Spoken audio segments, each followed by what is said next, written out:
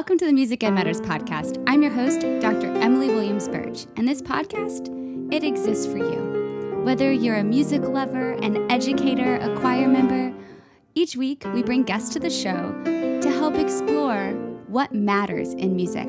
I'm so glad that you're here. Welcome to the show. Hello and welcome to the Music Ed Matters podcast. I'm your host, Dr. Emily Williams Birch, and today we are talking to the one and only Dr. Tucker Biddlecombe. Tucker and I have been friends for a very long time. He was a doctoral student when I was in my master's degree, and I have been eagerly waiting for the opportunity to bring him on the podcast. You are going to want a piece of paper. There are lots of quotable moments. At this very moment, we just pushed stop on the recording. Tucker is going back to life, and I'm recording the intro and outro. There are 17 quotes, and I have to narrow that down to 4 or 5. Wish me luck. But that's just saying. This is one of those episodes that I think really will inspire you. It will give you ideas to show up just as you are, because you, my friend, you're the only you there is. And Tucker does such a great job of explaining that. He also tells us his story, gives some really great ideas, and my favorite, the main reason we sat down to talk. Tucker was president of Tennessee ACDA last year and had the coolest summer conference, and it revolved around this massively awesome, flexible reading packet. He'll tell you all about how that idea came into play and what it looked like, because I think it's a great model that we can all borrow moving forward, because people and music are the main parts of our jobs.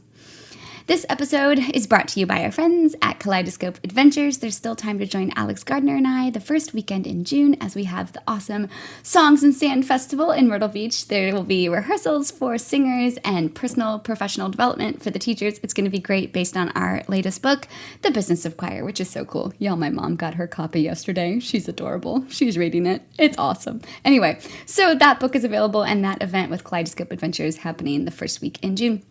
We also have our friends over at the Kinnison Choral Company. Check them out for some of the best rehearsal tracks in the world. If you want more, patreon.com/musicedmatters. But that's enough talking. Let's get on with the show. Here is my friend, Dr. Tucker Biddlecombe. The big ideas, the macro ideas, and enveloping them to be the most authentic version of you. Today on the Music Ed Matters podcast, we are talking to the one and only Dr. Tucker Biddlecombe. Hey, Tucker. Hi, Amy. How are you? I'm so excited to be sitting down and talking with you today. I just enjoy our conversations no matter what. This just happens to be over an expanse, so this is great. I'm thrilled for people who don't know you to get a chance to hear your awesome word of wisdom. I first met Tucker when he was getting his doctorate, and I was a master's student, and he just had a command of a room like I had never seen in my life. Have you always had that type of command of a room? Oh, man. I was just working with my undergraduate students in conducting, and just getting them to stand up in front of a class and teach something really simple is a challenge for our students today, because they just don't do that very often. They don't know what the procedure is of just kind of engaging that. And I do feel like at least our generation has a bit of an advantage in that way, because we had to show people how to do stuff. Mm-hmm. There were no YouTube videos that I could look at. Like, we had to teach people how to play sports. You had to teach people the rules of things. And there was no way to really practice it unless someone was hands-on describing things. I appreciate the comment about the command of the room aspect, because that is, it's tough to teach, isn't it? It's so tough. It's kind of like a thing. If you have it, you have it. And if you don't have it, you can develop a portion of it. But, I think of people that we know, like Jeff Redding. Jeff's never walked into a room that he didn't know him, and I just feel like that's a gift from God to him. And then you look at him and you say, like, well, how can I take some of those things? Well, you can't. Jeff is Jeff, but what you can do is sort of take the big ideas that he puts forth and try to incorporate it in the work that you do and really adapt it for your personality. So that's all I've ever tried to do. I studied with people who just own the room that they walk into. My undergraduate study was with Dan Gordon, who I still really consider my closest mentor, and now he works at the First Presbyterian Church in Lakeland, Florida. That was at SUNY Potsdam at the Crane School of Music. And then I did my master's, and of course you mentioned the doctorate, with Andre Thomas at Florida State. And there is no bigger personality. There is no one who owns a room better than he does. And you would always try to emulate the things that they did, but you can't be them. I can't be that tall. I can't sit down at the piano and do what he can do, but I can do the things that I can do, such as they are. And I suppose it's just a matter of embracing your strengths, and embracing the things that you feel like you do well and understanding the things that you can't do. Just as a small anecdote, I'm a huge sports fan. I love professional football. And one of my favorite things that happens during the year is when the NFL Network does the top 100 NFL players as voted on by the players in the league. Well, one of the top players every year is a player named Aaron Donald. He's a defensive tackle for the Los Angeles Rams. And he's not the biggest guy. He's not the tallest. He's not the heaviest. But he plays the hardest position on the defense, which is right in the middle of the line. Like the ball is snapped, right in front of him. And you usually facing a double team, you usually have, like the hardest route to get to the quarterback. But he just can do things that other people can't do. And there was an interview once with another player talking about how you teach young players not to emulate what it is that he does. Because you can try to see the things that he does, and he makes it look really simple, right? Like jump cuts, or like he does this particular thing, the swim move, where he can actually move a 350-pound person out of the way. But he does it because he has the right leverage and the strength, things like that. Well, as a young player, you look at that and you're like, hey, I could do that, but you can't. You don't have the same physical gifts, and so you have to be the best version of you that you can be. And sometimes that involves watching him and saying, I can't do that. And that really was the beginning for me of trying to figure out, how do I walk into a room and own it in a different way than my mentors did? And while not trying to steal the things that they did, taking enough cues from what they did and try to incorporate it into what I do. I love this idea of taking cues from watching other people, because I remember watching you in rehearsal and just the command you would have and knowing exactly what you wanted musically. And I think that a lot of the rehearsal techniques I have today are because of you and your class and being in your all's rehearsals and how quick they were run and how efficiently they were run. That was such a big piece of my learning puzzle. But I think if you would have told me at 20-something to pay attention to the cues and adapt to myself, that would have been helpful, because I tried to be y'all for a while there. It was funny.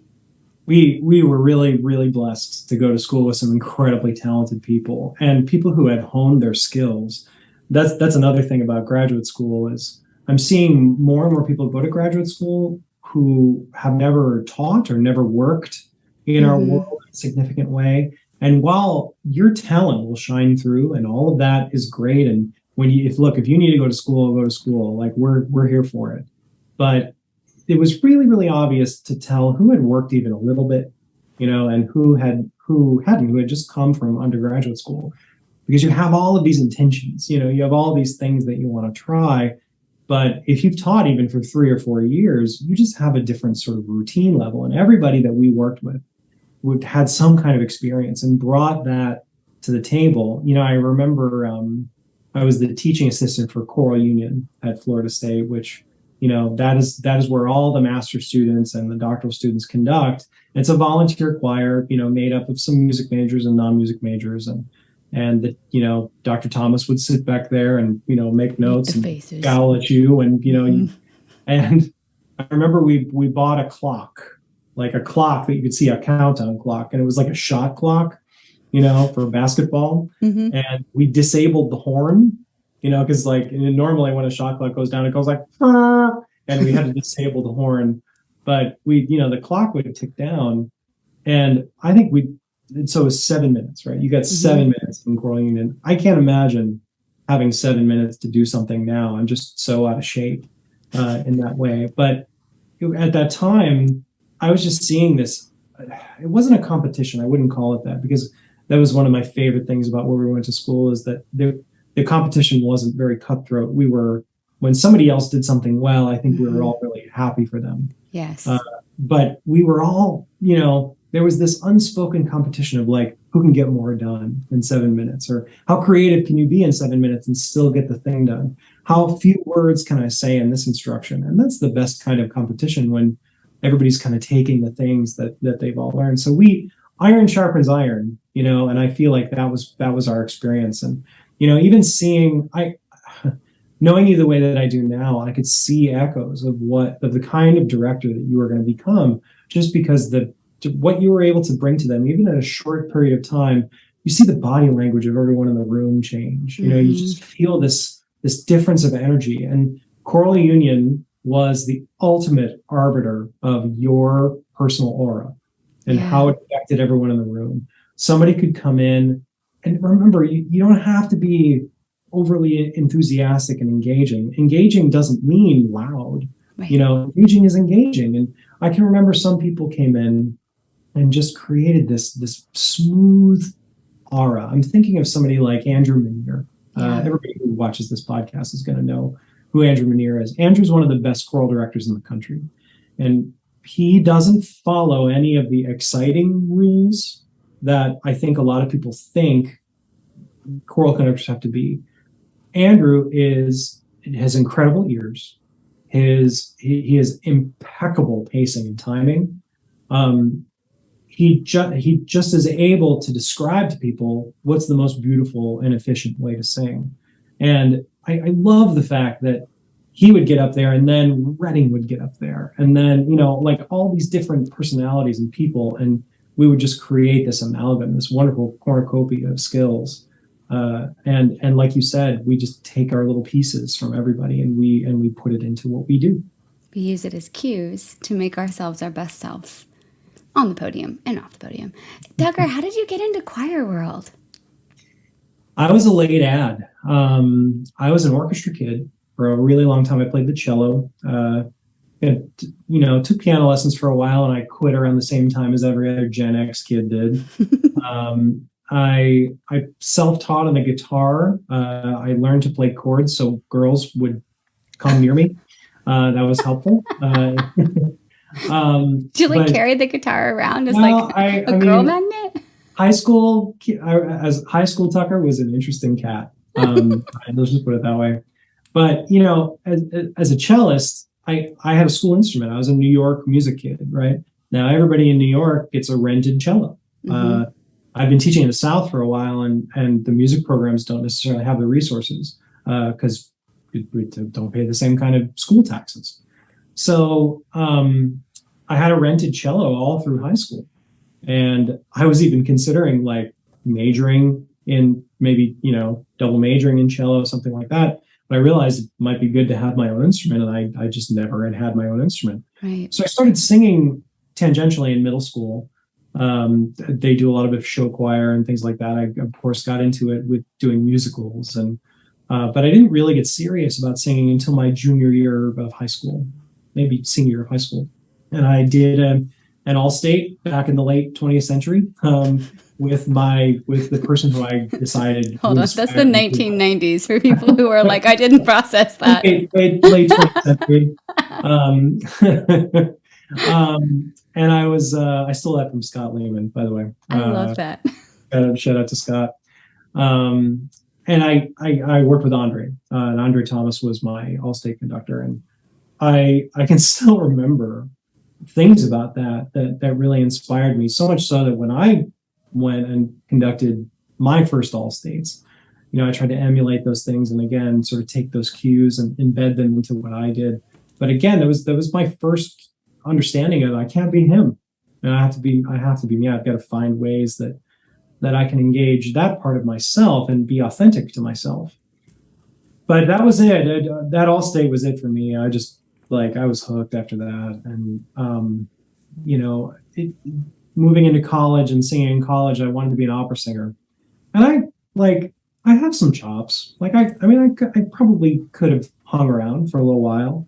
But I often tell this story to students who are considering music education, because part of my job here at Vanderbilt University is I coordinate our music education program, which is a 4+1 bachelor's and master's degree. Now, I tell people I'm intensely self-critical, just like anybody else is. And as a singer, I could do, let's say I went into a performance, and I wanted to do 10 things. I could do 9 of them exactly the way I wanted them to go. But I'd go to bed that night thinking about the one thing I didn't do, and I would perseverate on that thing, and I just would just be unhappy. I could never be fully satisfied with a vocal performance that I had ever given. And that was whether it was an opera performance or whether it was singing in a masterclass or just anything. Well, I often tell people that there are no precocious teachers, that we're all terrible when we begin at it. And we just have to get through that period of suck as quickly as we can, Yes. And so like nobody's great at this when they start. And I am no exception. My mentor, Dan Gordon, was off doing something else, doing an all-state or something like that. And he asked me to come in and direct the freshman choir when I was a junior for just a half a rehearsal. It was me and another member of our conducting class. And he asked for volunteers too. He didn't like anoint me. And, I just was like, yeah, I'll do it. You're anointed. Go teach. He didn't, I wasn't knighted or anything. And so I went in and I didn't know these students because it was entirely freshmen. And they were working on Awake the Harp from Creation. And I had done that in an all-state once, Well, there was a pianist in the rehearsal, and oh my God, I was terrible. Like, I think I had to run a 20-minute rehearsal, and in the first 3 minutes, I was like, okay, I don't know what to do. So I'm just flailing. I mean, like, I think in my beginning conducting exam, I think I did a 4 pattern the wrong way. Like, I was just the doofus about these things until it mattered to me. To be good at them. So, I'm conducting this rehearsal and I know I'm bombing because everybody knows when they're bombing. Unfortunately. And I looked and all of a sudden I said something slightly interesting. Like I maybe made a joke or something like that. And they laughed. And that gave me a little bit of juice. And I was like, okay, well, let me try this thing. So I'd always seen Dr. Gordon do something where he would take a flat hand and he'd put it at his chin and sing a vowel. And then he would create a curvature in his hand that resembled the lifted palate. So he would sing, ah, and there's this massive group change that occurs. And everybody like wiggled. And, I did that thing and it worked. And then I did like 6 other things that didn't work. And, but I went to bed that night and I wasn't thinking about, of the 10 things, I wasn't thinking about the 8 I did wrong. I was thinking about the 2 that I did right. And I was finally focusing on what I actually accomplished instead of what I wasn't doing. And I knew even that day, I was like, this feels different to me because I'm not searching for ways to degrade what I did. I'm searching for ways to upgrade what I could do. And for me, that was a big moment for me because I had always, when I was younger, I didn't really like anything. I liked singing, but I only liked it when I was doing it well. I didn't really like school very much. I didn't, I was just generally an unhappy person. And finally finding this thing where I could walk away from something and not purposely degrade my own performance. It was just eye-opening for me, and it made me want to do more. Like, I can make them laugh again. I can say something interesting that'll make them laugh again. I can do this thing again in a different vowel, and they're going to wag their tail the same way. And for me, that was it, because as a singer, you got to have it today. Like, and there's somebody hot on your heels. I'm always listening to the tenor in the practice room down the hall. I was always thinking of that. I was always like, this person's chasing me. Like, I got to make sure I have this. I got to learn this. I got to be able to sing this. And as a conductor, I never felt that way. I still don't feel that way. I have a second job as the chorus director of the Nashville Symphony, and I conduct Haydn's Creation in March. I've done it once before with my university students, and I know for a certainty that I'm going to do a better job at it next time than I did the last time. I think I did a pretty good job the last time, but I'll be better at it because I know more, because my experience is better.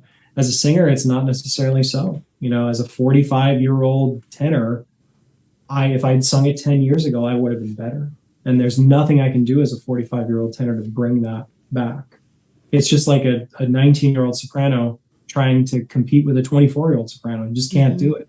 You can't replace those 5 years of experience and growth. And for me, it's the opposite in conducting. The older I get, the better I'm going to get at this. It's just like that old Pablo Casal's quote. Someone asked him, why do you constantly still practice the cello? And he would say, well, I think I'm finally getting the hang of it. And I think he was 92 at the time. That's so true. And that element of practice, now that you say it, it's like it replaces in the beginning when you first start teaching, there's like this nervous energy. Am I going to know what to do? Am I going to know how to fill out the space? And now it's not so much a nervous energy, but an excitement of what will they take away from this rehearsal? What will I grow from? What will they grow from? And what will be better next week? I love that you're highlighting that. That's it, right? We think to ourselves, like, what work am I doing today that's going to stick until Wednesday or next Wednesday? And a lot of the work that I did with my dissertation, talking about specificity of feedback and things like that, wasn't about the rehearsal that we were in. It's about the rehearsal that we're going to be in. Like, this is just a short 50-cent example, but we find ourselves repeating ourselves all the time, right? Like on Monday, you rehearse something. Tuesday, you come in and it's halfway there. You skip it on Wednesday, and Thursday, it's gone. You have to end up reteaching. One of the things I think is resultant of that is that we didn't reinforce specifically what they'd done well. If I think about how things go in a rehearsal, if I'm surrounded by a bunch of other tenors, I'm in a chorus, I can't hear a thing. I don't know if we were better or if we were worse. All I know is the little group around me. So I rely on the conductor. We all rely on the conductor for feedback to tell us how we did. And for me, all I ever heard from most of my high school directors or growing up was, here's the specific thing I want you to fix. Good. And I never heard what was good, or I never made the transfer of like, yes, we got the diction, or was the third beat better? I also heard a lot of teachers, and even when going into grad school, giving 3 instructions. Like altos, measure 18, that F sharp's a little bit under the pitch. And tenors, make sure you carry the phrase to measure 32. Sopranos, don't oversing there. And basses, you sit tight because I'm coming to you next about letter B. What did I say to the altos? I'm gone. I would never remember that. Right. So the idea of one thing at a time and then reinforcing that thing, that there's no science behind it. I mean, I only have anecdotal representation of how I feel like it helps. But if you tell them what actually went well, what they actually did well, by the way, we're super good at telling everybody what they did badly. Right. Like, we tell them what measure number, how to fix it. We give them hand gestures. But we're just terrible at telling people what they did well. And I think there are larger implications there, like in relationships. Like, I've been about to be married for 23 years to the best person in the world. One of the reasons why our marriage continues to be strong is we reinforce each other specifically about things. You don't talk in generalities. You have to get down to the base level of why someone has a value. And I don't want to make wax too poetic, but I think it's the same thing. I think people want to be told not just that they're appreciated, but why they're appreciated. That they are appreciated is key. And why? That's so important. I tell my students all the time just to record a voice memo when they're teaching and listen. Did you follow? Was there a closed loop? Did you give a specific instruction? Did you give them a chance to do it? And did you tell them that it was good or bad and why? And that's something, once you are aware of it, I always laugh at myself when I'm saying something like, that was really good. Your vowels are really good. I'm catching up. I'm behind.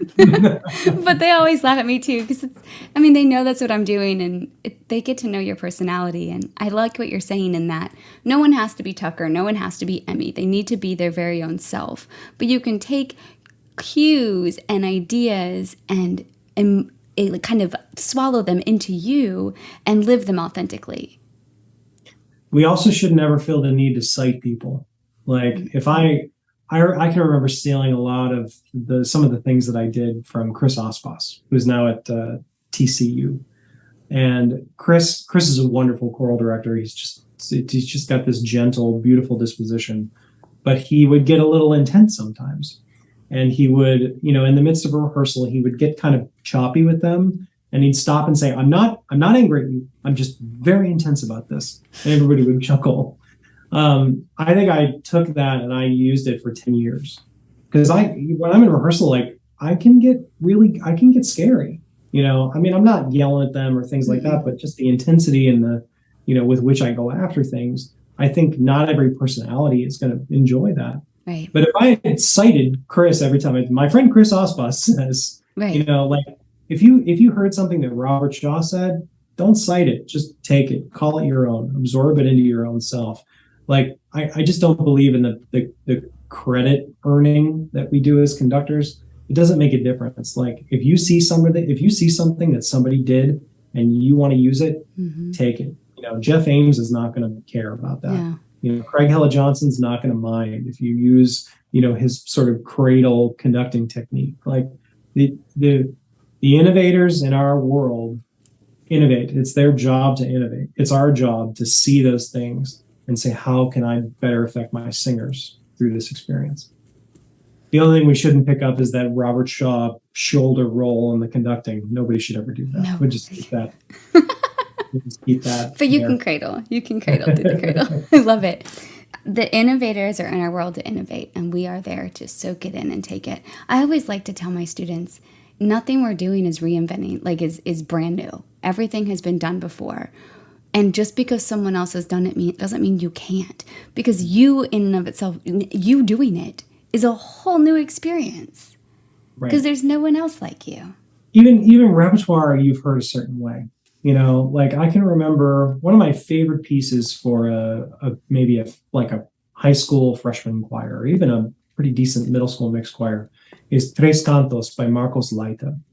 Now it's a piece that is really relatively simple to put together, but the music, the way that it's presented, if you do it exactly the way it's been done, it makes less sense than other ways that I've seen it. And the first person I ever saw kind of change it up and do the third song first and the first song second and the second song third was Kevin Fenton.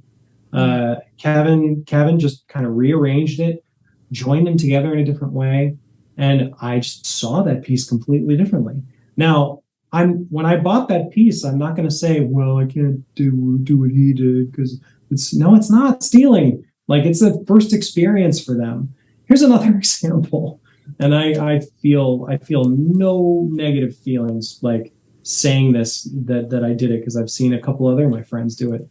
Anton Armstrong did a residency at Florida State after I finished my first degree. And actually Marion, my wife, was in school at the time.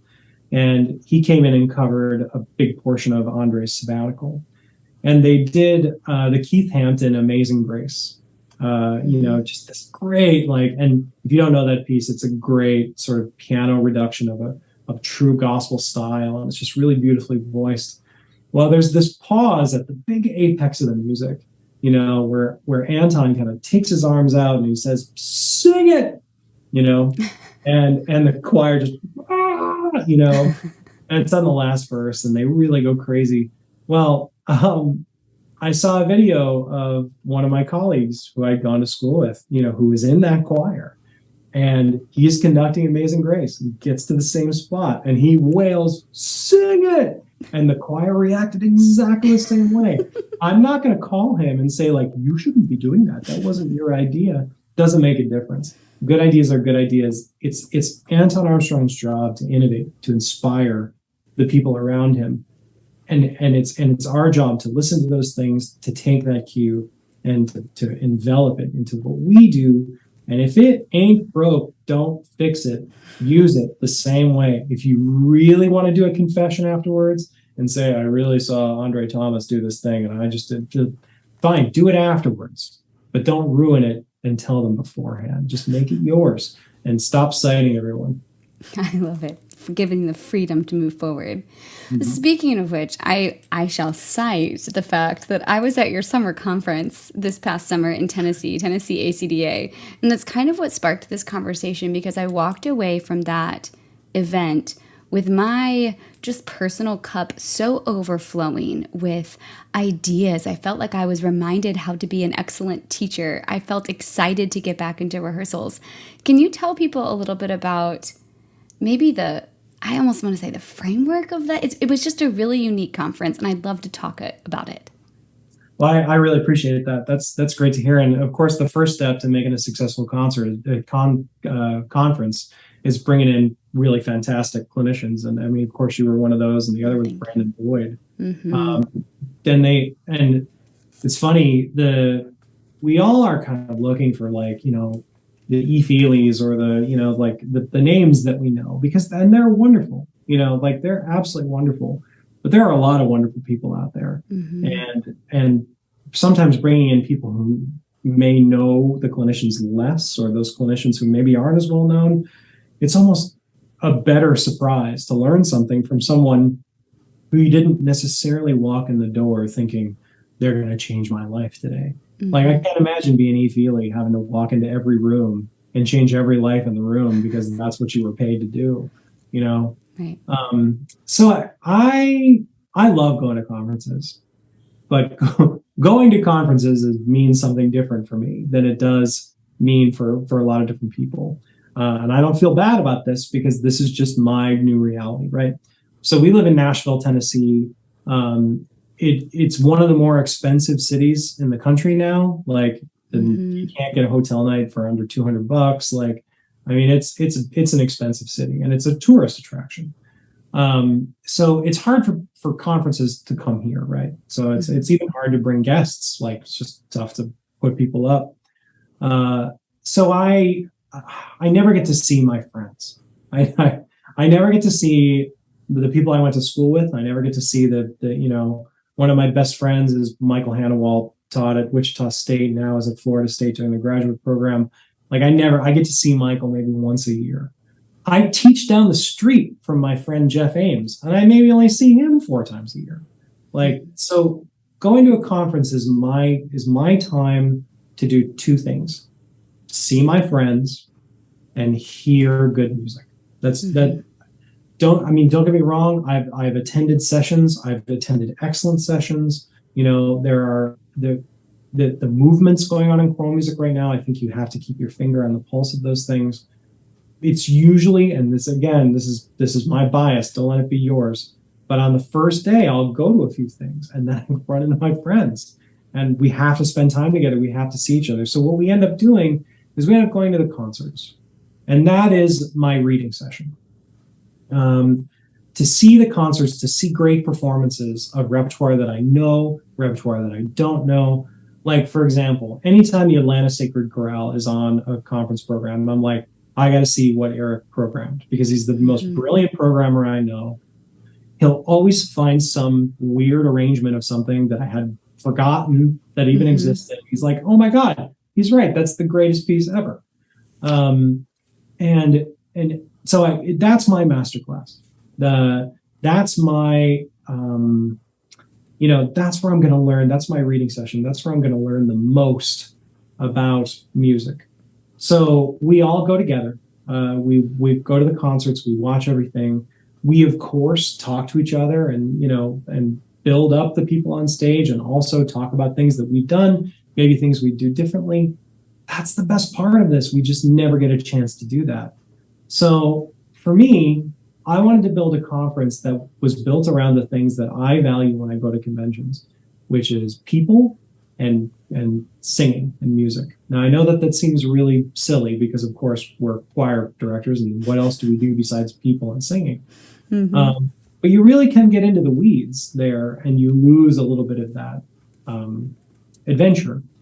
So as we built that convention, I wanted it to look like a big reading session. We do a summer convention in Tennessee, so we can't have invited performances from school groups because, of course, they're not together.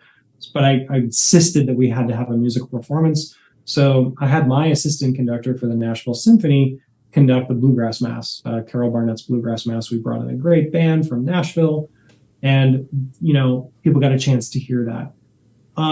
We would do a session, and then we'd read 2 pieces of music. And then we'd do another short little session or announcements. Then we'd read another piece of music.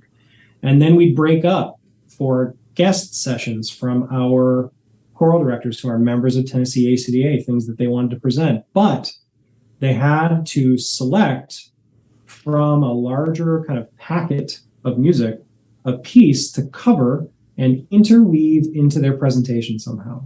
Now, some people just said, all right, let's read a piece to start out. But some people actually took that and integrated it into their presentation so that everybody could be looking through their packet and find something that was related to what was going on at any time when they were there. Now, the first thing we handed out after their name badges was this big packet of music.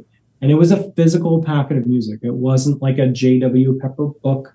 Nothing against those. Those are completely fine. I've got an entire shelf of them sitting in my office, and I never look at them.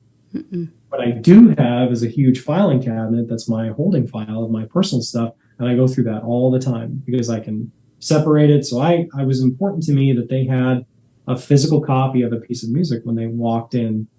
And so we would intersperse music throughout the whole 2 days.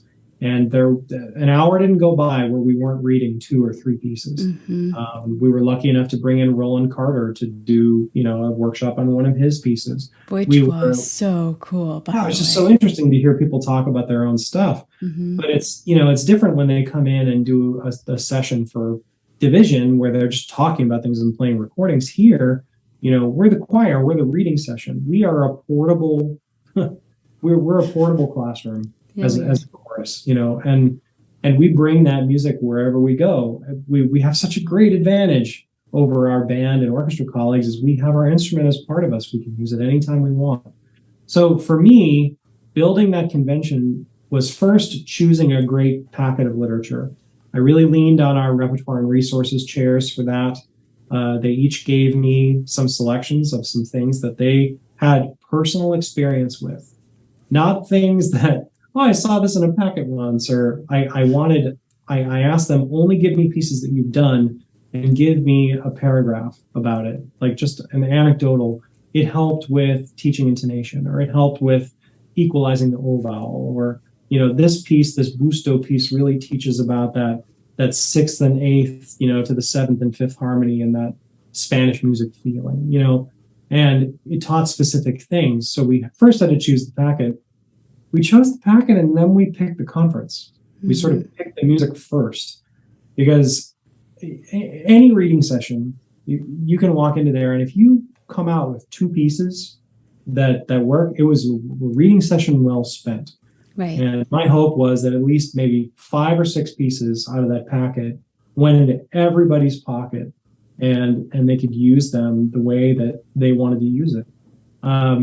Because that is a total success, even if it's 5 or 6 pieces out of 50, which is what we ended up doing. That's still a success. That's still a win. So that was how we wanted to do it, and we got really great feedback from that. It never felt fatiguing, because even when you're in a session that can feel a little pedantic, then you pull out a piece of music and we sing together, and we transfer the ideas from that music onto what it is that we do. Coming in from the outside and being one of the headline speakers and having multiple presentations to prepare, at first I was wrapping my head around it. Like, what do you mean there's music? I don't understand, but this sounds cool. Tell me more. And what I loved was the flexibility element. I think the title of your conference was something like flexibility. Yeah, so one of the first conventions I ever attended was when I was in undergraduate school. And one of the clinicians was Ken Jennings. And Ken was at that time had just retired as the conductor of the St. Olaf Choir. And he, of course, Ken wrote a book of warm-ups called Sing Legato. And everybody knows Sing Legato, sing it smoothly. And if you don't, that book is available everywhere and you should absolutely have it. Because Ken just got tired, as he told us, of conducting rehearsals where he'd warm up with Zia and up Zia. I mean, we all get tired of that after a while. We should always vary our warm-ups. So warm-ups on words are a really interesting way to just sort of break up that monotony. Now, everybody knows this. We just, sometimes I think I get lazy and I don't necessarily integrate that into, like, for example, I was always taught you should refer to your warm-up at least one time in every rehearsal. Remember in the warm-up when we created that space, use it here. Like, you should transfer to your warm-up every day. But if you don't do interesting things in your warm-up, so flexibility is Flexibility, flexibility, sing with light and short notes. Flexibility, flexibility, sing with even floating breath. And you take this little kinesthetic and create legato. And then, ya, ya, ya, times two. And what that ends up doing is that teaches breath support, it teaches differences between articulations, but moreover, it's a really good preparation to sing For Unto Us a Child is Born, or, or some other piece of music like Sound the Trumpet, or something where you have to move your voice. We shouldn't sing Zia and then try to go Sound the Trumpet. They're diametrically opposed kinds of singing. So we just engaging that part. Well, anyway, that first convention I ever attended, the Sing Legato book was presented to us in a ditto master format. And we had the original things and we sang Sing Legato, and flexibility is the first thing I ever really learned in a conference that really struck me. Now, the double meaning, of course, is that we chose alternate voicings for everything in the packet. So we tried to only pick music that had multiple voicings. Or if it was a treble piece, we talked about if you have 4 basses, here's how you can integrate them into this. As opposed to doing SAB music, do a 3-part treble piece or a 4-part treble piece and have the basses match this part. It follows this, and then move it around. And we said more than once, don't worry about doing it at festival. Like, that's what the excuse sheet is for. I have one monotoner bass and we wrote a part for this.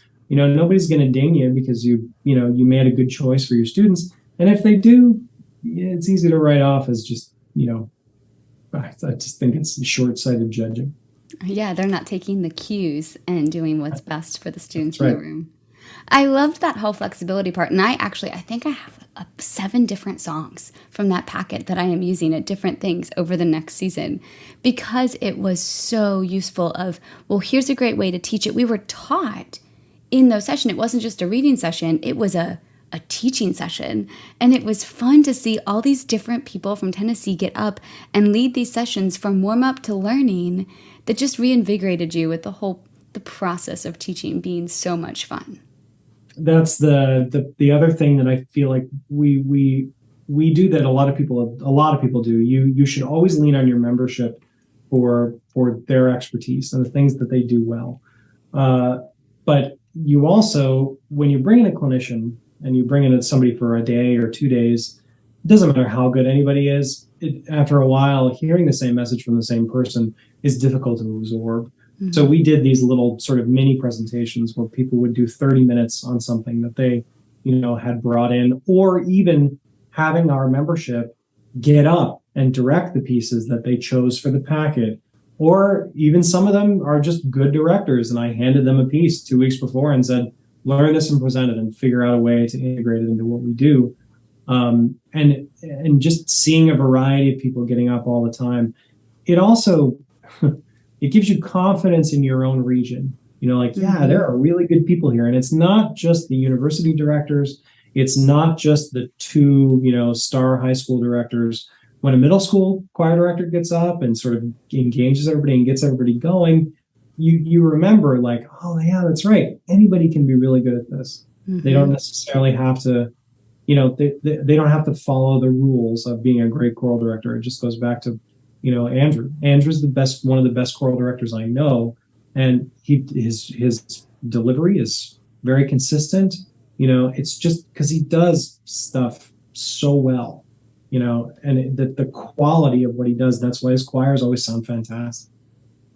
It's watching those people do those things, taking the cues and then applying it. It's not stealing. It's enveloping it into who you are.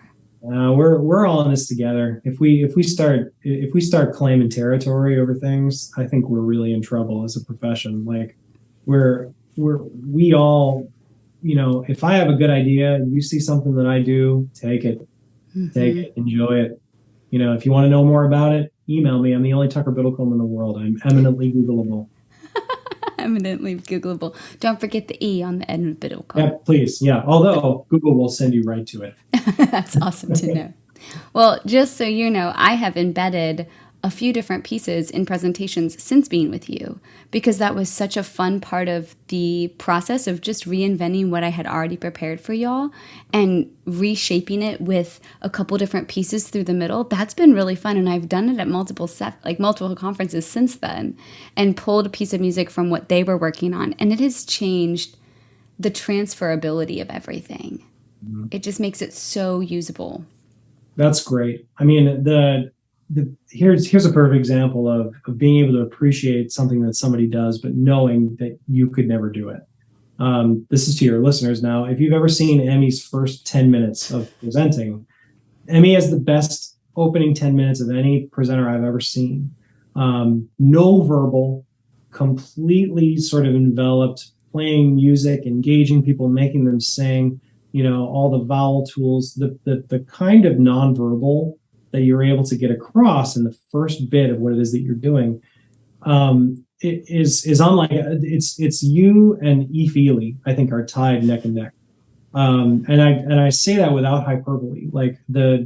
But again, you look at your first 10 minutes and you standing on a chair and kind of dancing and moving and things like that. Not everybody can do those things, mm-hmm. but you can take those ideas and you can build up a nonverbal musical moment, and you can put it together in a way that makes sense for you. It's kind of like when you go to the gym, right? And you watch some meathead, like lifting 300 pounds, and he obviously hasn't done leg day in 6 weeks. Well, the problem with trying to take his weight is you're not built up to that moment. Right, you may be going 80 pounds on a barbell, and that's a great day for you. Everybody, you have to meet people where they are, and you have to allow yourself to start where you naturally are going to start. Don't try to start in the middle. Yes, take things that people do, but you don't have to be them, and they're certainly not going to try to be you. So aspire to that, that level. Aspire to the level of the things that people do. But you got to start somewhere. I think sometimes people just talk themselves out of doing inspiring things because, I could never pull it off the way Emmy does. Well, nobody can. That's the beauty of watching Emmy do what she does. Nobody can do what Jeff Redding can do. I've never seen anybody be able to inspire young singers like Jeff. I'll never be that. Mm-hmm. I'll never be Aaron Donald, but I'm going to do the things. I'm going to see and appreciate the things that they do. I'm going to integrate some things that I can and be the best person I can be. And if that's not enough, then it's like back when I was trying to be an opera singer, and I'm going to bed starting to think about the 10th thing that I didn't do, but I ignore the 9 that I did. Then you've got perfection problems. Mm-hmm. If it's not enough for you to be the best version of your best self, and then and continuously improving it, continuously tweaking. If that doesn't turn you on, this isn't the field for you because the money ain't that great. And the hours suck. They sure do. I normally ask the guests the one thing that matters, but I want it to be that right there. If what you're doing, if you're not excited about it every day, if you're not showing up a little bit more proud of who you are, you picked the wrong thing or you need to reevaluate. I deal with so I teach at Vanderbilt, which is a top 15 academic institution. And a lot of our students come here to study music. But a lot of them come here with music kind of as a gateway to that. But they really maybe want to do other things. Well, a smaller percentage of them want to be music teachers. And it's not necessarily a natural state for a Vanderbilt student to come here saying I want to dedicate my life to kids. But we do have that group of people, and some people come here right away. If you had asked my wife, Mary, what did you want to do when you were when you started college? She would say, I wanted to be a choir director. I wanted to be a teacher. It was never anything else. I loved theater too. She wanted to do this. This is the thing she wanted to do. Well, my students live in sort of a world of that existential crisis of, I don't know if this is the right thing for me. I don't know. And if for those of you who work with young people, that they overthink things now, and it's not their fault. There's just complete extra overstimuli. Parents are a lot more pedantic about what it is that they are and aren't going to do, and what makes a living and what doesn't make a living. And there's a lot of pressure that wasn't on me and it wasn't on you when we were younger. Mm-hmm. So they come in and they sit in my office right across from where I'm sitting, and they kind of try to reason out why they should go into a profession that doesn't pay very well and is going to require a lot of them emotionally and physically. And the thing that I usually say to them is, well, you're about to start teaching actual kids pretty soon. If you don't like it, you should not do it anymore. Because in your first day with kids, I don't care if they're itty babies or high school kids or whatever it is, if you're not engaged by watching some kid figure out where middle C is on the piano because you taught them, or seeing a little kindergartner sit crisscross applesauce for 10 whole minutes because you told them to, or hearing a soprano section finally figure out that there are other parts in the chorus, and like actually listen across the room. If you're not engaged by that, if that does not turn you on, it's never going to happen. You may learn to appreciate teaching, but I don't think I just think it's a there or not there. It's kind of like Pretty Woman, right? When he takes her to the opera, my wife is going to be so excited that I did this reference. So they get on the private jet, they go to the opera, and he's talking her through it, and they're singing Traviata, and he's like, now, opera's a sort of a first experience. It's your first impression, because if you don't love it when you first hear it, you may learn to appreciate it, but you'll never truly love it. And of course, Julia Roberts cries and everything happens. The red dress and all those things, and then superstardom. But like, I agree with that in terms of teaching kids. Like, if you don't love it right away, you may learn to appreciate it, but it's never going to be your thing. It's never going to be the thing that you want to get up at dark and go home at dark for. I call this profession a dark to dark job. And it's just like I said, it ain't the money. You get the summer off, but they don't pay you through that. So, I mean, it can be a pride swallowing siege at times, but you just gotta, I'm hoping that you'll find, and this is what I say to my young people, you gotta find something where you're okay with going to bed thinking about the 2 things you did right, not the 8 things you did wrong. And that's the piece of wisdom. There's been so many great conversations in here, Tucker. Thank you so much for coming on the podcast. I'm honored that you have me. I'm just so excited to talk to my friend. I am honored to call you a friend. I will send you all this stuff, but thank you for your time today. Thanks, Demi. What did you think? Off the record, before we pushed record, Tucker said this quote. He said, "Some people like to be told what to do. They will come away with one idea, but it's not about replicating what they see. It's how you do it. You still have to do it. It's how you take those things and run with it. Remember, you're not stealing anything. We're all just in this amazing profession together. And in case you didn't know, you're not by yourself. And I'm sure you're already doing so many amazing things right. But for a second, think of some clue that you can take in and you can absorb to show up in a little bit different way, a way that might inspire or impact your kids better. Maybe you're an innovator. Maybe you're a borrower. It doesn't matter. Whatever you're doing, my friend, you matter. We all know that music matters, especially doing this career together through conferences, through stories, through exploring, through observations, through listening, through the music, through the people. And I'll see you next time on the Music Ed Matters podcast.